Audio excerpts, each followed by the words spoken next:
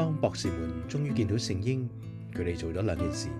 首先就係俯伏跪拜嗰個小孩子，其次就係拿黃金、乳香、沒藥為禮物獻俾佢。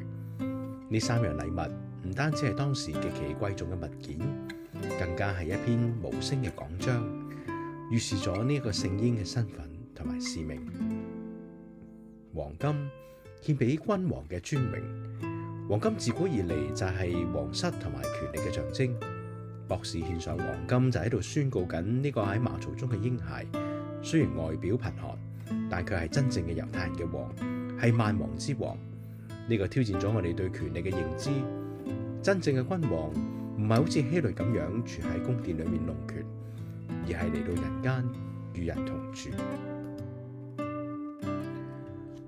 乳香係一種昂貴嘅香料，喺舊約聖經裏面專用喺聖殿獻祭同埋祭司嘅職事裏面。當香氣上升，象徵住禱告上達於天。博士獻上乳香，係喺度認信緊呢一位嬰孩嘅神聖。佢係上帝嘅兒子，佢一生就好似馨香嘅祭，完全獻俾父神。至於沒藥，係最令人費解嘅禮物。佢係一種帶有苦味嘅樹嘅油脂，喺古代主要用於止痛、防腐以及安葬死者。喺慶祝新生嘅時刻送上沒藥，似乎真係唔係好吉利。不過呢個正正係福音嘅奧秘所在。沒藥預示咗基督嘅受難，佢降生嘅目的唔係為咗受人服侍，而係為咗捨命作多人嘅贖價，成為呢個世代當中止痛防腐嘅藥，亦係預表住佢將要面對死亡，亦藉着佢嘅死為世人帶嚟生命。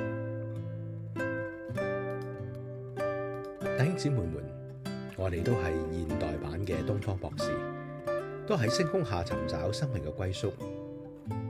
喺先知之燭嘅光芒照射我哋之際，願我哋都好似博士們嘅腳步，願意走出舒適區，讓我哋預備好自己嘅禮物，唔係市面上買到嘅商品，而係我哋能夠順服主權、虔誠敬拜，以及願意與主同死同活嘅生命。讓我哋繼續前行，因為星光終必引領我哋遇見嗰個馬槽中等待我哋擁抱，亦願意擁抱我哋嘅救主耶穌基督。